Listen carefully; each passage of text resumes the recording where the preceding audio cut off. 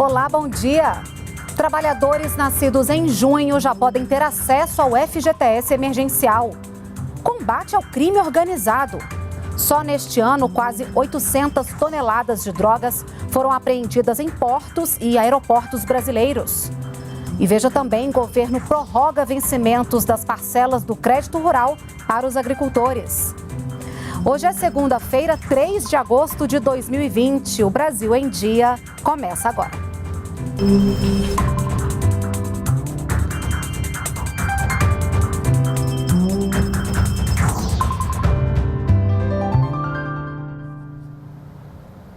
São 9 horas e 45 minutos. Nós estamos ao vivo também pelas redes sociais. A Caixa Econômica Federal libera hoje novos saques do FGTS para os trabalhadores nascidos em junho. A repórter Selma Dias traz as informações ao vivo para a gente. Oi, Selma, bom dia. Oi, Renata, bom dia para você, também para quem está conosco no Brasil em Dia. Olha, os créditos do FGTS emergencial, no valor de até R$ 1.045, estão disponíveis a partir de hoje na poupança social digital. Por enquanto, esses valores aí estão disponíveis para os aniversariantes de junho somente para o pagamento de contas ou compras por meio do aplicativo Caixa Tem. Depois, a partir de 3 de outubro, esses valores serão liberados também para saques ou transferências, levando também em consideração o mês de aniversário. E essa diferenciação no calendário foi para evitar aglomerações aí nas agências por conta da pandemia. Os trabalhadores que quiserem, eles podem consultar o saldo do FGTS no site fgts.caixa.gov.br, também no aplicativo FGTS ou ainda ligando para o número 111. Nessa semana tem também a liberação de novos pagamentos do auxílio emergencial. O calendário de pagamento começa na quarta-feira para os nascidos entre janeiro e maio e na sexta-feira para os aniversariantes de junho. E para o restante dos trabalhadores entre 12 e 26 de agosto, também levando em consideração o mês de aniversário. Foram já 65 milhões de brasileiros beneficiados por esse auxílio emergencial, sendo que até agora o governo liberou algo em torno de 146 bilhões de reais para efetuar esses pagamentos. Renata? Tá certo, Selma. Muito obrigada pelas suas informações. E olha, os recursos para garantir o auxílio emergencial, a suspensão, por exemplo, do pagamento do FIES e de outras cobranças e tributos, são algumas das medidas do governo federal para diminuir os impactos econômicos da pandemia. A pandemia do novo coronavírus vai entrar para a história não só pelos efeitos na saúde da população mundial, mas também pelos efeitos que ela causou na economia. No Brasil, milhões perderam o emprego e tiveram redução na renda. Empresas e instituições amargaram resultados negativos. Para enfrentar o problema, o governo tomou uma série de medidas, como o adiamento e até a suspensão de pagamentos, a liberação de recursos para o auxílio emergencial e o saque do FGTS.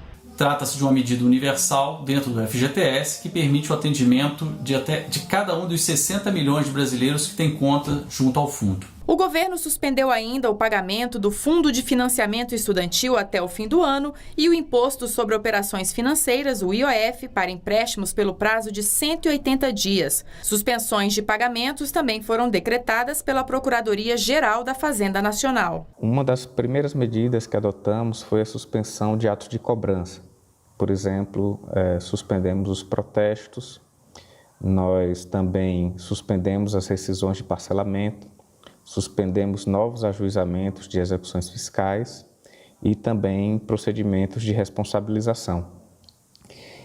Isso implicou a suspensão de cobrança de débitos no valor de aproximadamente 200 bilhões de reais. Para empresas e instituições, também houve suspensão de tributos e concessão de créditos. Conseguimos, com essas medidas, manter aquecido o canal de crédito por todo o sistema financeiro ao longo desse período, independentemente de porte e segmento.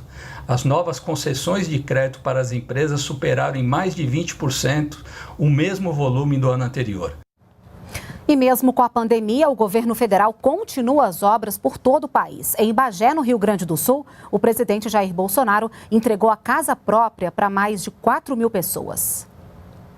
Há 4 anos, Angélica sonha com a casa própria e agora foi uma das contempladas com uma moradia do programa de habitação do governo. Uma felicidade para quem cria sozinha 2 filhas. É uma realização de um sonho meu e da minha filha, né? Que a gente estava sempre... eu sempre esperei ter meu cantinho, meu lar. O presidente Jair Bolsonaro participou da entrega das chaves de 1.164 moradias populares. 4.600 pessoas foram beneficiadas. Ele conheceu uma das casas do novo conjunto habitacional. Ao todo, o Ministério do Desenvolvimento Regional investiu mais de 87 milhões de reais na construção desses 4 residenciais. Neste ano, mais de R$1 bilhão foram investidos na construção de moradias populares. Não deixar a obra parada. Temos problemas de orçamento? Temos, tá? Estamos tentando arranjar recursos para que as obras sejam concluídas. Então, estamos felizes de poder, cada vez mais, atender pessoas que necessitam. Antes da entrega das casas, o presidente visitou a Escola São Pedro, também em Bagé, primeiro do Rio Grande do Sul a aderir ao Programa Nacional das Escolas Cívico-Militares. A iniciativa prevê uma atuação conjunta com militares no apoio à gestão escolar e os professores no trabalho didático-pedagógico. Se não fosse esse recurso da Cívico-Militar para nós melhorarmos a estrutura da escola e oferecer mais atividades para os nossos alunos, seria quase que impossível a gente fazer tudo o que nós queremos fazer. A partir da experiência durante o isolamento social, o governo definiu novas regras para o trabalho remoto dos servidores como alternativa depois do fim da pandemia. A norma entra em vigor em setembro. Por causa da pandemia do coronavírus, hoje cerca de 360 mil servidores do governo federal estão fazendo teletrabalho. Já são 4 meses e meio com 2/3 da força de trabalho em casa. Gente como a Mariana, servidora do Ministério de Minas e Energia. Os ganhos, eles são para todos os lados, né? São para o servidor, que tem uma melhoria de qualidade de vida, para o Estado, que consegue economizar recursos e ganhar em produtividade, e para a sociedade, consequentemente. O novo modelo, que chegou de forma abrupta para muitos servidores, acelerou um processo já iniciado: o trabalho remoto nos órgãos públicos federais. A conclusão do Ministério da Economia é de que houve aumento da produtividade e redução dos gastos, especialmente água e energia. A depender do volume de servidores de uma determinada organização que passe a trabalhar de casa, o órgão poderá ter economias com gastos fixos, como limpeza, vigilância, gastos com energia elétrica, gastos com passagens, com diárias, com locação de imóveis. Nós tivemos uma redução de 22% no consumo de energia elétrica nesses últimos 4 meses e meio nos órgãos federais. O andamento do trabalho e a produtividade serão acompanhados de perto pelos gestores. O servidor que for selecionado pelo órgão terá de cumprir metas que serão registradas no sistema. Caso o servidor não atenda ao que foi pactuado no plano de trabalho, a consequência seria o retorno dele à atividade presencial. O Brasil tem hoje mais de 2.700.000 casos confirmados de coronavírus. Quase 1.900.000 pessoas estão curadas da doença. São 94.104 mortes. E um novo aplicativo alerta sobre a proximidade e o contato com pessoas que testaram positivo para a Covid-19. É o Coronavírus SUS.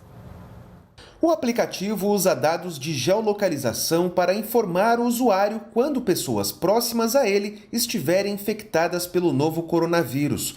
O alerta só será ativado caso o usuário habilite a função notificação de exposição nas configurações do aplicativo. O sistema não identifica o doente, apenas avisa da proximidade de pessoas que testaram positivo. O banco de dados de pessoas infectadas é alimentado por doentes que de maneira voluntária se cadastraram no aplicativo. Segundo o Ministério da Saúde, cerca de 10 milhões de pessoas possuem o Coronavírus SUS instalado nos celulares. Para baixar o aplicativo, basta acessar o Google Play para telefones Android ou a App Store para iPhones. Só neste ano, cerca de 800 toneladas de drogas foram apreendidas em portos e aeroportos brasileiros. E o governo quer investir em mais tecnologia para fazer frente ao crime organizado. As estratégias estão sendo discutidas pelos órgãos envolvidos, junto com o Gabinete de Segurança Institucional. O Brasil tem 17 mil quilômetros de fronteira terrestre, 7 mil quilômetros de fronteira marítima e ainda abriga 9 dos 20 maiores aeroportos da América Latina. Características que favorecem a atuação do crime organizado. Dados da Secretaria Nacional de Políticas sobre Drogas mostram que em 2020, mais de 800 toneladas de entorpecentes foram apreendidas em portos, aeroportos e nas áreas que fazem fronteira com países vizinhos. Entre os aeroportos, Guarulhos, em São Paulo, teve o maior volume de apreensões de cocaína, 58%. Em relação à maconha, 43% das apreensões foram no aeroporto de Manaus. Para reprimir a atuação dos traficantes, o Brasil conta com o Programa de Proteção Integrada de Fronteiras. Esse programa conta com 9 órgãos do governo federal, quais sejam o GSI, a ABIN, a Polícia Federal, a Polícia Rodoviária Federal, a Receita Federal, o Estado-Maior Conjunto das Forças Armadas, a Senasp e a CEOP do Ministério da Justiça e o Ministério das Relações Exteriores. Esse grupo se reúne quinzenalmente para pensar ações e estratégias de combate ao delito transfronteiriço. Além da atuação coordenada, é preciso investimento em tecnologia para cada vez mais aperfeiçoar a fiscalização. Hoje nós somos já o primeiro consumidor de crack do mundo, segundo de cocaína, o maior local de passagem de droga do mundo. Nós temos que cada vez mais buscar tecnologia para fazer face principalmente ao crime organizado. Essa é uma briga inglória e nós temos que ter muito cuidado com isso. Produtores rurais que não conseguiram pagar as prestações do crédito rural devido a prejuízos provocados pela pandemia ou pela seca vão ter o vencimento das parcelas prorrogado. A autorização do Banco Central foi publicada hoje no Diário Oficial da União. Para produtores prejudicados pela pandemia, as parcelas com data de janeiro a 14 de dezembro de 2020 terão novo vencimento em 15 de dezembro. Já para os produtores prejudicados pela seca, o prazo da prestação passa a ser 30 de dezembro. E o agricultor que teve o benefício do Garantia Safra suspenso já pode pedir o desbloqueio pela internet sem sair de casa. É mais um avanço na meta de desburocratização do governo federal. Agora, o foco são os agricultores familiares que tiveram benefícios bloqueados no programa Garantia Safra. Para facilitar o processo, o envio e a análise dos requerimentos de defesa vão ser feitos eletronicamente. Antes, esses agricultores tinham que viajar dezenas ou às vezes centenas de quilômetros presencialmente para fazer o pedido de desbloqueio desse benefício. Hoje, pelo celular ou computador, o agricultor pode solicitar e acompanhar o seu pedido sem sair de casa. O Garantia Safra é uma ação voltada para os agricultores familiares que vivem no Nordeste do Brasil e no Norte de Minas Gerais, regiões que sofrem perdas de safra constantemente por causa de seca ou excesso de chuvas. O agricultor tem direito ao benefício quando são comprovadas perdas de pelo menos 50% do conjunto da produção agrícola.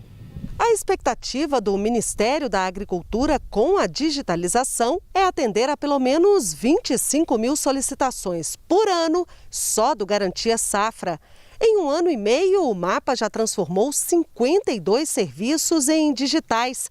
E desde março deste ano, quando começou a pandemia do novo coronavírus, 28 serviços passaram a ser disponíveis online. A intenção é simplificar a vida dos produtores, evitando deslocamentos, gastos e perda de tempo. A gente fica por aqui, nos vemos amanhã. Até lá!